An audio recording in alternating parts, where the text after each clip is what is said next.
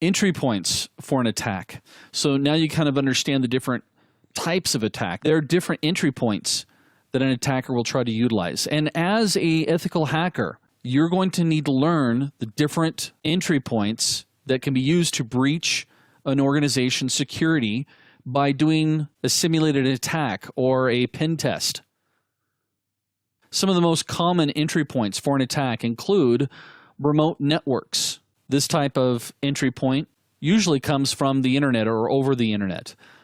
An ethical hacker needs to try to break or find a vulnerability from the outside. You don't just test inside, we test from the outside. And we also don't just test from the outside, we also test from the inside.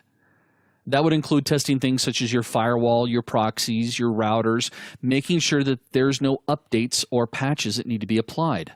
Now, what's interesting when it comes to remote networks or the internet, most companies spend all their security budget on protecting this particular point of entry, but what they fail to see is that there's actually other points of entries. Another one is a dial-up network. I had a student sitting in one of my classes that told me a nightmare story that they'd gone through and they'd patched everything up. People were coming in through the internet, their customers, their users, everything was fine, and they'd completely forgotten about a bank of modems that were online. And an attacker had war dialed, discovered their modems, and he had plenty of time because nobody was monitoring that particular network. And once he made his way in through the dial-up network, he was able to create a backdoor, and then he was able to get in through a higher speed connection through the internet. So make sure, and I also know of several government agencies that still use dial-up networks because guess what? They're a little more secure than going across the internet because that's a point-to-point connection. Another entry point would be obviously our local networks or our LANs. Now, the LANs would also include our WLANs or our wireless networks. They both fall underneath this category. And you may be thinking, hey, I don't have to worry that much because only employees are here. Guys, trust me. I have been in environments where the company is so big, nobody really knows who anybody is. I mean, they do within their own floor. Very easy to socially engineer and walk around a building and find an open port. And maybe behind, I'm going to hide a little Raspberry Pi device that's going to go through and sniff the network. I'm going to hook it into the jack that nobody is using, maybe in an empty office, or maybe there's two different jacks behind a printer. I'm going to hook it up. And trust me, I've seen it. When you walk around, when you socially engineer, part of the process is walking around like you know what you're doing. Very easy to clip it in, walk out, come back a week later, and you have I've been looking all day to use this word, a plethora. So this is another point of entry that you need to be very, very concerned about. If you've got jacks that aren't being utilized, you need to disconnect them.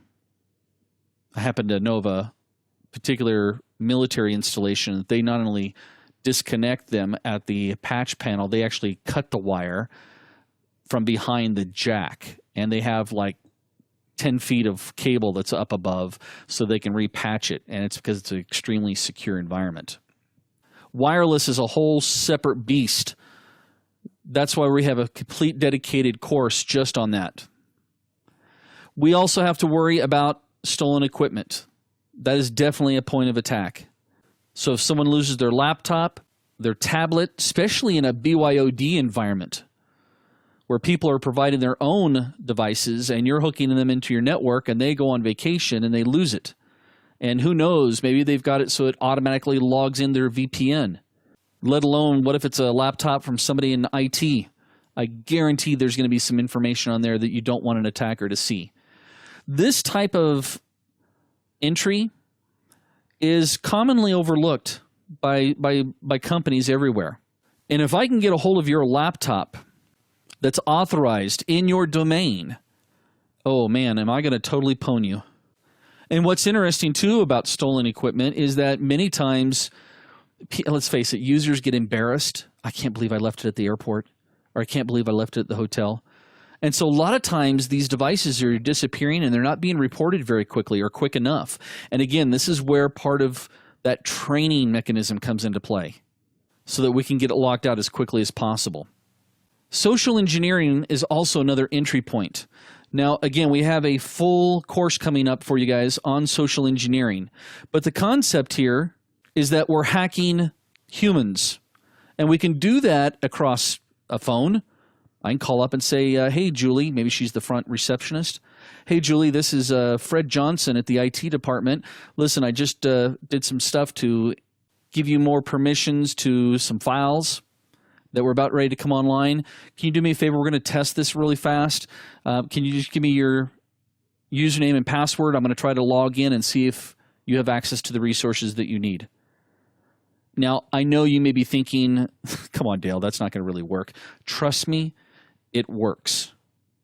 If it didn't work, something this stupid and simple, then I would not be getting emails about me being royalty in South Africa or me winning the lottery somewhere.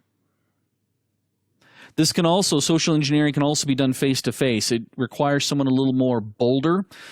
In fact, I'm going to give you a homework assignment. Go watch Catch Me If You Can, if you haven't seen it, and look at it from a security perspective.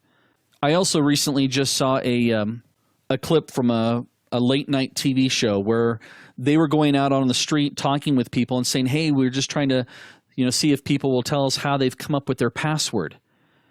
And people would come up and say, oh, yeah, my password's based off my graduation year, my pet's name. My password is based off of my graduation, the year I graduated, and my pet's name. And without missing a beat, the interviewer goes, oh, really, where'd you go to school?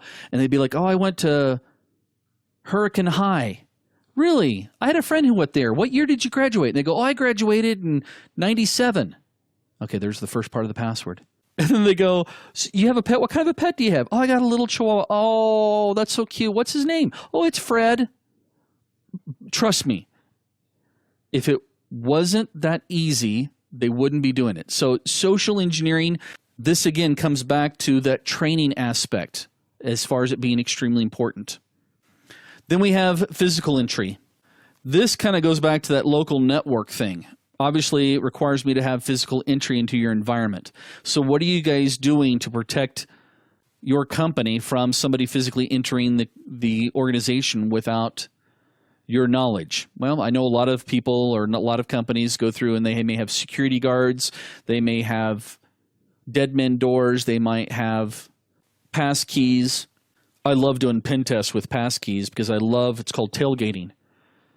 Or better yet, let me share a story with you. I was doing some work with a particular government agency, and I got to the facility early, and the person that was supposed to let me in wasn't there, and it's a pretty secure environment. They have a passkey that you swipe to open up the first set of doors. You go inside, and it's kind of like a little lobby area, and there's security guards behind these glass windows, and then there's a second set of doors. Well, I'll let you know that it was in Chicago, and I flew out to Chicago in the middle of winter, and I forgot my coat. Yeah, I know. I probably need to have a app to remind me to take a coat in the middle of winter to Chicago, huh? Anyway, I was freezing. And sure enough, somebody came up, they swiped their card, and me being a gentleman, it was a lady, I said, let me grab the door for you. And I opened up the door, and she went in, and I tailgated in right behind her. Now, that's as far as I got, because as soon as I got in the lobby, the security guards looked through their glass window, and they noticed that she went on in, and I just hung out in the lobby. And they were like, can we help you? I was like, oh, and I played stupid. They're like, how'd you get in? I said, oh, I just walked in. And I told him I was waiting for. I gave him my contact information, and they called him, and he eventually got down there and let me in. But that is a concept that we can use as an entry point. If I can get physical access, oh man, that's when I get to have a lot of fun. I've got a keylogger that looks like a USB extension cord, and it'll actually email me. I might even get in on your environment and deploy my own wireless access point. And if I can accomplish that, trust me, I'm going to be having some fun remotely getting into your system.